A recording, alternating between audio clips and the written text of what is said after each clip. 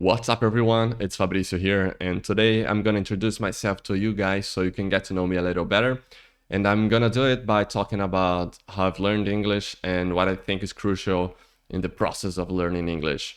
So I'm Fabrício, I'm 32, and I'm a private English tutor. So I teach English as a foreign language through online classes. So notice that I said foreign language. And what does that imply? It implies that we're learning a language in a country where it's not commonly spoken in everyday life. This is the case of Brazil, for example, where I live. So just like most of you all, I assume I've never been abroad. I've never left Brazil. Because of that, we have to bring English into our everyday life in order to learn it without being in a country where it's commonly spoken. And now in hindsight, I realized that one of the things that made my English improve a lot was something that I've been doing since I was a kid, which is playing video games. It all started in 1994 when my parents bought a Super Nintendo for my brother and and I think at the time I was around 6 or something, and we only had a few cartridges and all of them were in English. So I guess that's why we would only play games that had a clear goal, like Super Mario World, Mario Kart, Star Fox, and International Superstar Soccer.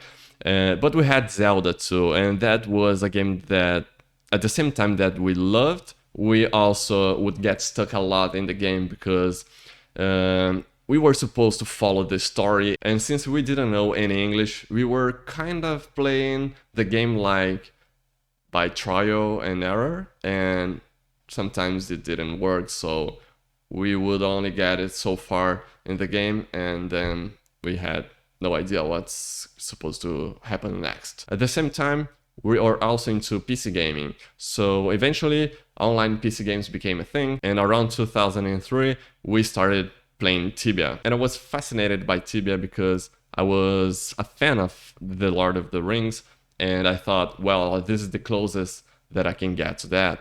So yeah, long story short, I got addicted to Tibia like hardcore, and now I realized that that was also the moment that my English improved a lot, and here's why. So Tibia is an MMORPG. A what? Yeah, a massive multiplayer online role-playing game. So what does that mean? That means that I was playing together with a lot of people, simultaneously.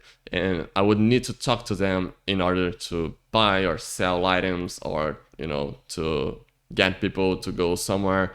And so communication was something crucial in a game like this.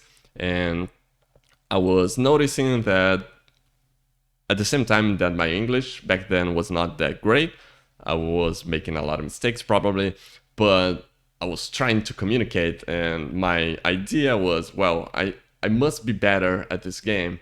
I want to, and the only way to do this is by, talking to people and searching for things on the internet. So English became part of my everyday life because I was trying to get better at the game. So now, before I go ahead, there's a disclaimer I must say. It was around this time also that I started taking an English course in a language school. But I strongly believe that what made my English better was not the course I was taking, but rather the input I was having through the games I was playing at the time.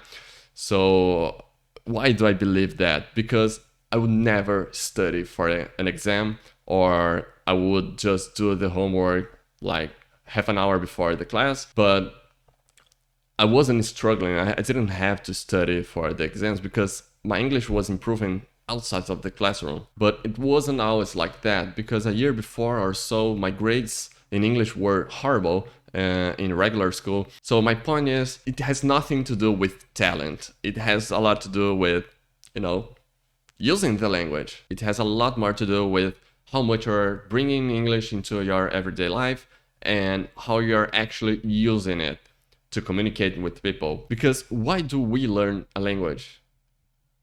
Think about that. We learn a language to communicate using that language. So I think that that's the main point here from what I'm trying to bring by telling this story. So, end of disclaimer, and let's keep going. So right after Tibia, I guess 2004, I got into another MMORPG called Ragnarok. And it was in this game that I realized that I was fluent in English. And why is that? So I would only play this game on international servers, and eventually I got into a guild, a really nice guild, where I made some friends, and I got really into it. By the way, shout out to my guildmates from Ravenous. I really miss you guys. Hope you are all doing great today. So in this guild, there were a lot of people from Norway, Denmark, the US, and so on. So English was the language in which we communicated. But this time, text was not the only thing happening, because now we had something called Ventrilo to communicate. So Ventrilo is like the Discord of the time, in which we could talk to each other. And that's when I realized that it's a different aspect of the language. And now looking back at it, I realized that it was the first time that I had to talk to people in English. And yes, I was afraid of making mistakes, but in the end, everything was just great, and I got the chance to practice my English.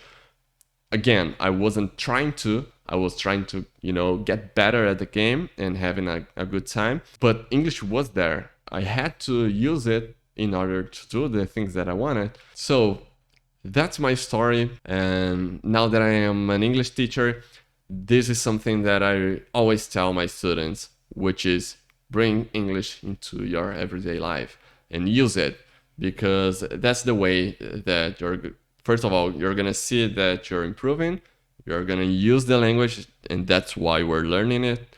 And I was able to do that by doing things that interested me, but you can do it by things that interest you. So I think that what we have in common is games. We like to play games. So my idea with this channel is to use all sorts of game content to help you all improve your English skills. And on top of that, I'm also gonna post some explanations about English that may not necessarily be related to games, but well, it's important too, and I would try to draw some attention to some aspects of the language that I consider to be important. So some videos will be in English and others will be in Portuguese. Essentially those where I'm gonna explain something, because I want to reach from advanced students to beginners too. Okay, so this is it for this video. It was a rather long introduction, but I really hope you got something out of this, and I hope to see you in the next videos. See you.